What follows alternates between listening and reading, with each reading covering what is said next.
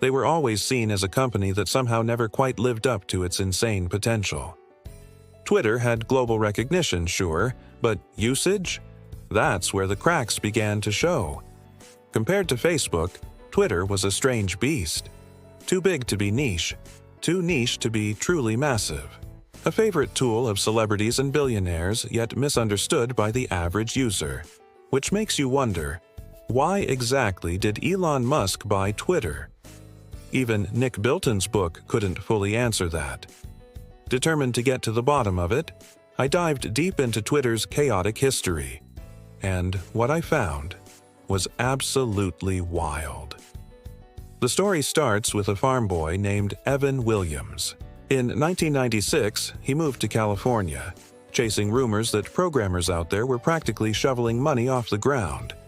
Just 3 years later, he launched a blogging platform, Blogger.com. For the first time, anyone could become a blogger. All you needed was a computer and an internet connection. That was revolutionary. The site exploded, over 1 million users, a massive number at the time. The very word blogger came from his creation. Then, in 2003, Williams sold Blogger to Google. Nobody knows for how much. But judging by what happened next, one thing was obvious. He'd made a fortune. Not long after, a friend named Noah approached Williams with a new idea.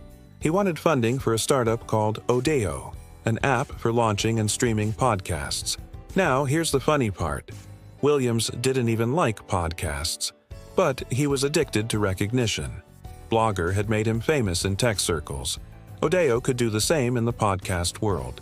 So he agreed, invested $200,000, and took over as CEO. A team was formed, a new product was underway. And at first, it made sense. Everyone thought podcasts were the next big thing. Investors believed they'd replace traditional radio just like blogs had replaced newspapers.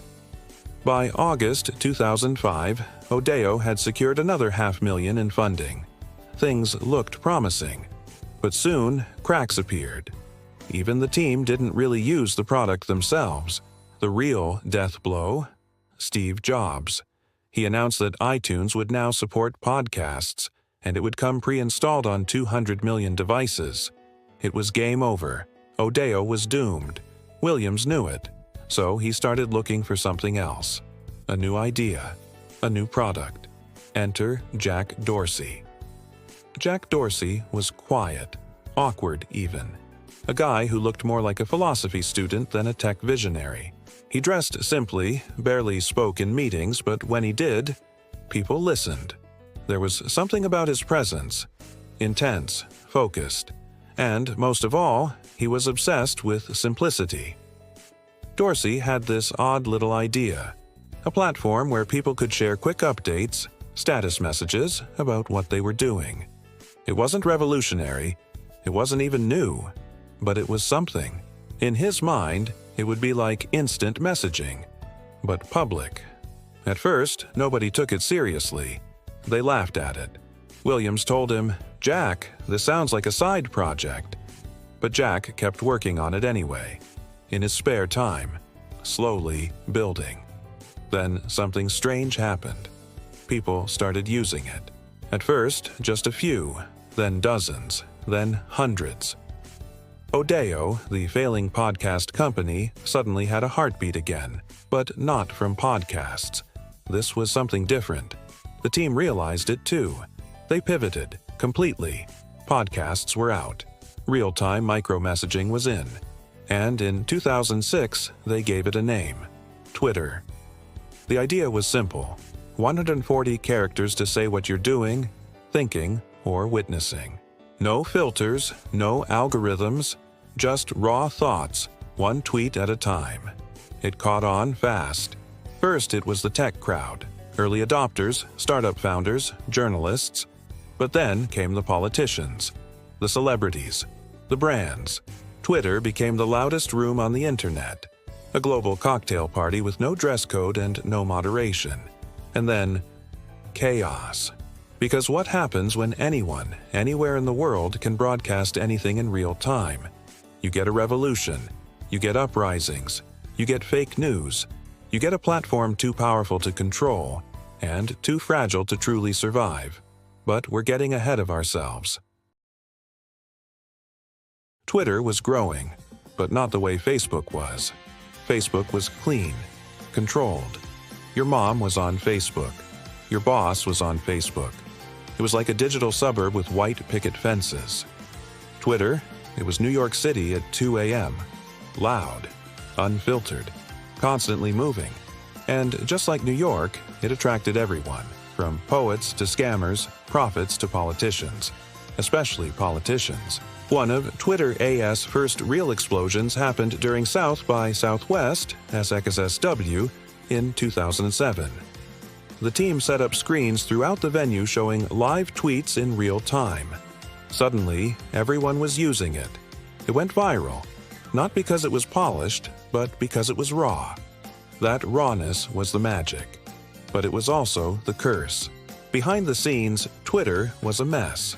Nobody knew who was actually running the company. Evan Williams had the money and the reputation. Jack Dorsey had the vision. Biz Stone was the heart. Noah Glass was quietly being erased. Literally erased. Despite being one of the original founders and the guy who actually came up with the name Twitter, Noah was pushed out, locked out of the office, ignored in meetings. One day, his email just stopped working. The message was clear. Twitter wasn't big enough for all of them. Jack Dorsey became the CEO. He had the hoodie, the mystique, the minimalist aesthetic. People called him the next Steve Jobs, but Jack wasn't Steve Jobs. He was distracted. He left meetings early to go to yoga or take design classes. He wanted to run a company, but he also wanted to be a monk. And Twitter? Twitter was no monastery. Investors started getting nervous. The platform was growing, but it wasn't making money. The tech was shaky. Servers crashed constantly. And Jack was treating the whole thing like an art project. So in 2008, the board made a move. A quiet coup. They fired Jack Dorsey. The same guy who had dreamed up the idea, gone. Evan Williams took the reins. He was everything Jack wasn't. Focused, methodical, business-minded. Under his leadership, Twitter started acting like a real company. They hired adult supervision, stabilized the servers, added features, grew fast, too fast. Because the one thing Twitter never figured out was what it actually wanted to be. As Twitter's user base exploded, so did its problems.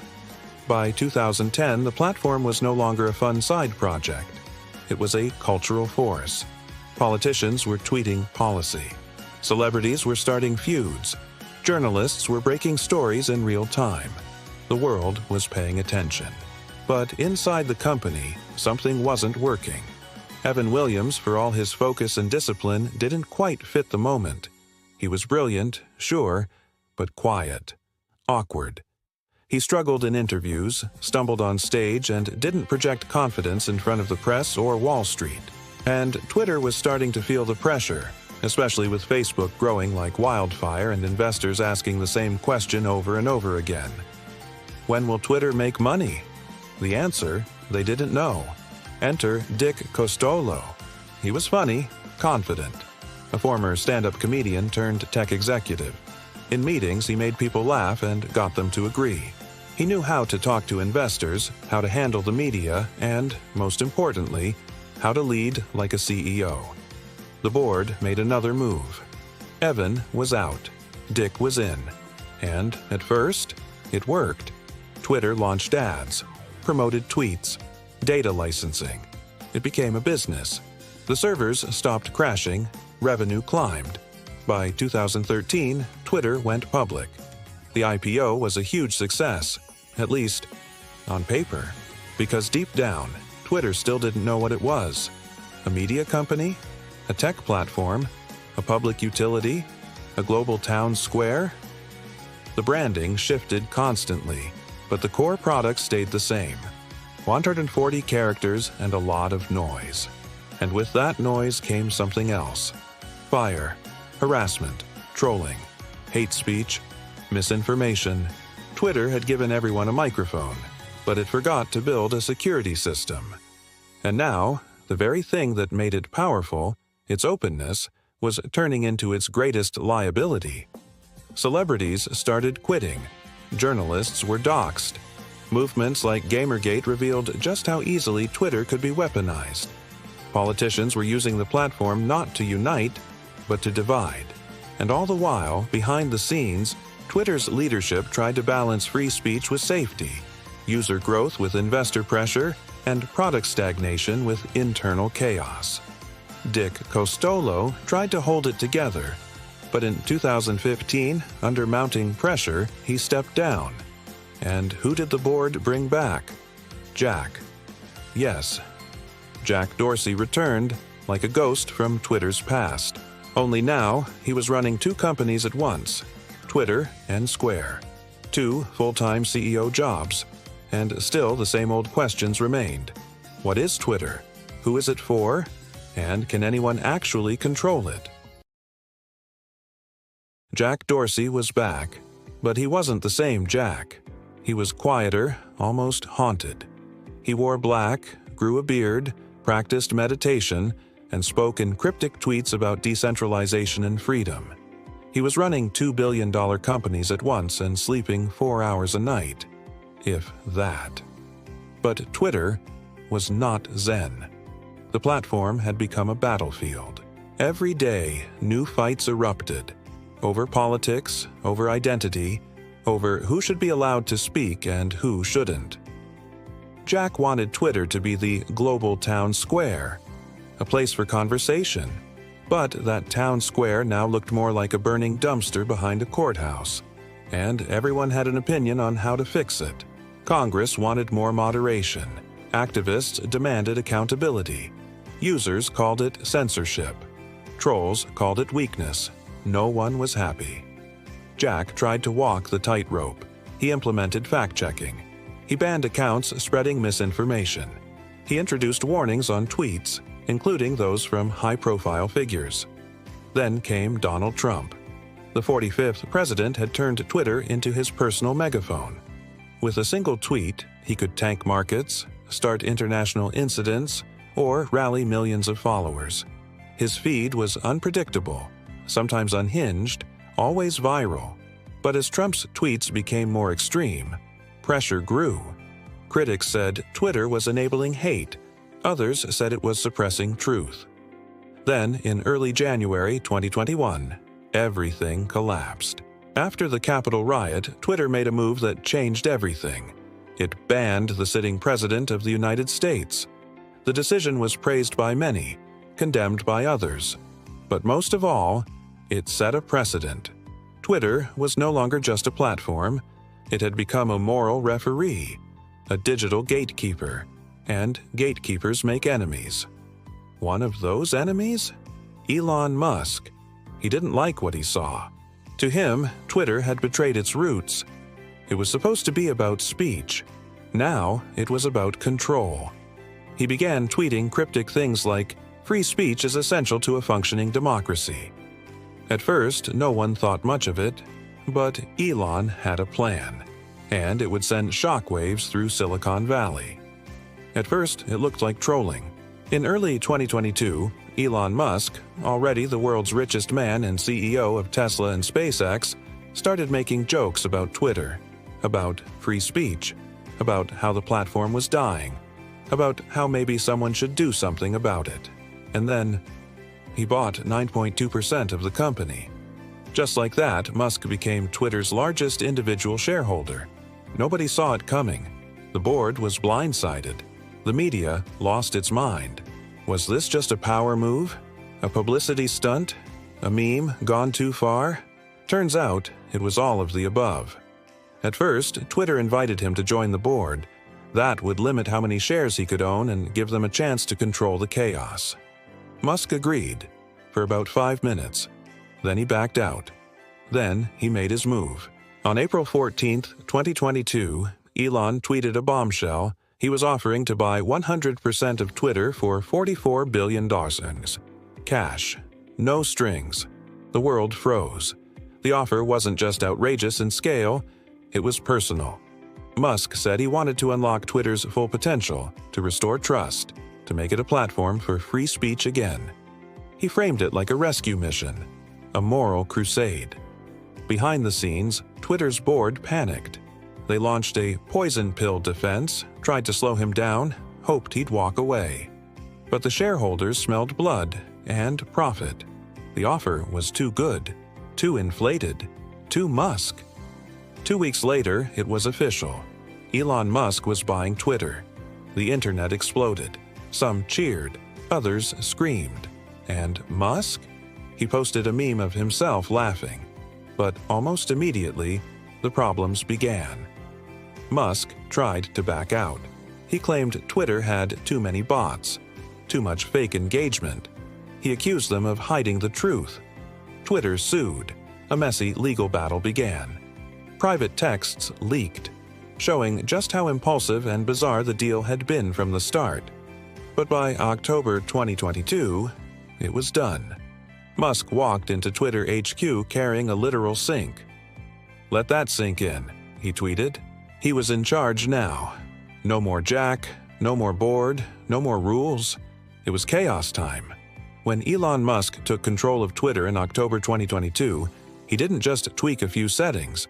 He flipped the entire platform upside down. Within days, top executives were gone. CEO Parag Agrawal fired. CFO, head of legal, policy leads, all shown the door. Some found out via email. Others just lost access to their computers mid-meeting. Elon had moved in, and he didn't come quietly. What followed was one of the most chaotic corporate overhauls in Silicon Valley history. Musk gathered employees in emergency meetings where he reportedly said, "Bankruptcy is not off the table." Then came the ultimatum: work hardcore or leave. Thousands chose to leave. Entire departments vanished overnight. Trust and safety, content moderation, communications, HR. Some engineers left voluntarily. Others were fired via mass emails or Slack messages in the middle of the night. The platform was bleeding people faster than it could replace them. And the product? It started to break. Internal tools stopped working. Bugs popped up everywhere. Verification systems failed. Moderation filters disappeared. Hackers took over celebrity accounts. For a while, no one was sure who had access to what. Then came the $80 blue checkmark. Musk decided that anyone could buy Twitter verification for 8 months. No identity check, no vetting, just pay and you're verified. It was chaos.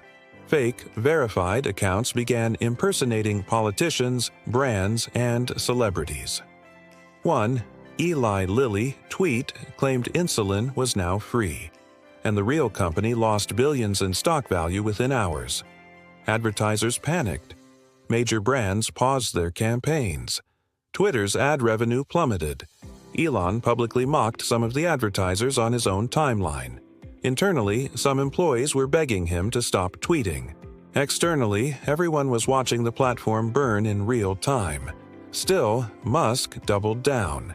He tweeted memes, launched polls to make decisions, unbanned controversial figures, reinstated suspended accounts, rolled back years of trust and safety infrastructure in a matter of weeks. To some, this was freedom. To others, it was digital anarchy. By mid-2023, Twitter was almost unrecognizable. The company was bleeding cash.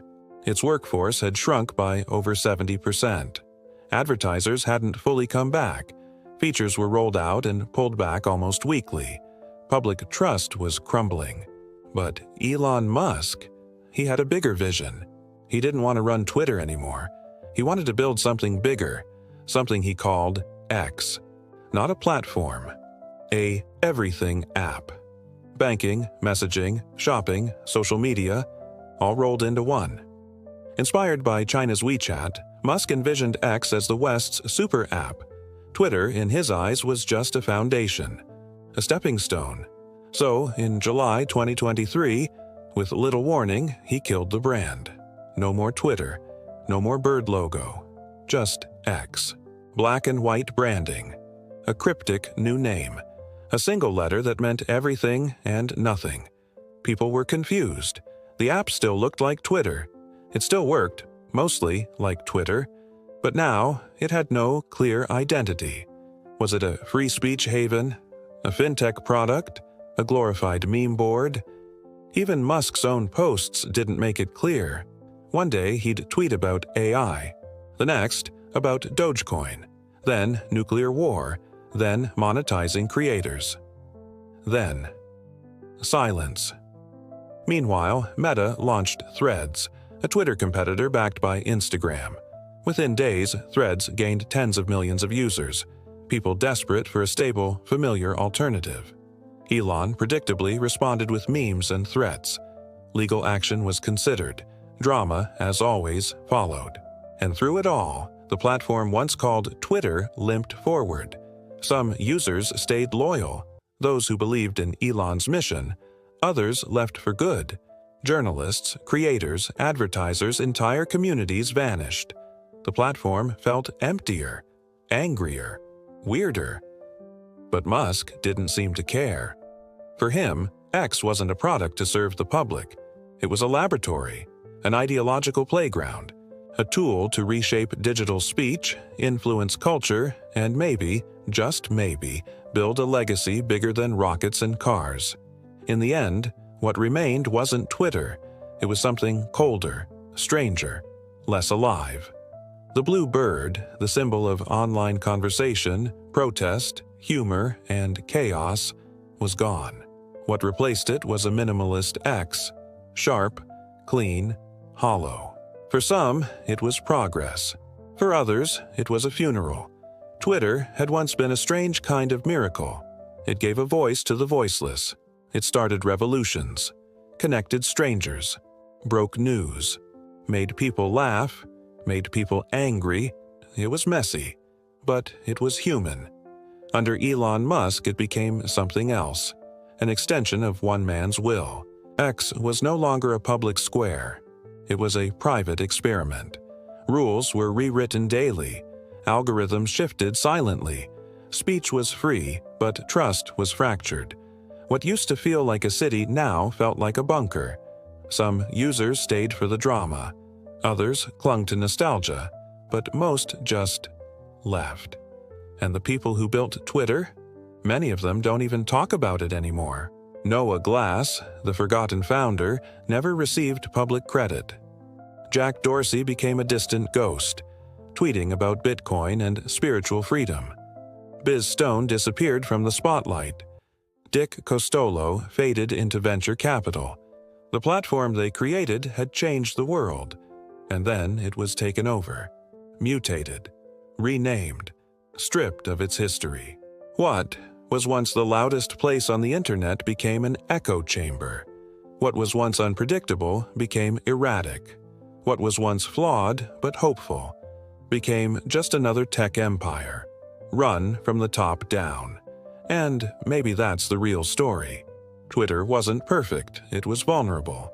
It made mistakes, it let bad things happen, but it was never designed to be owned by one person. When platforms become kingdoms, they stop being public spaces.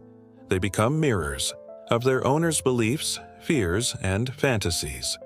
So when we ask, what happened to Twitter? Maybe we should also ask, what happens to us? When our voices depend on someone else's timeline?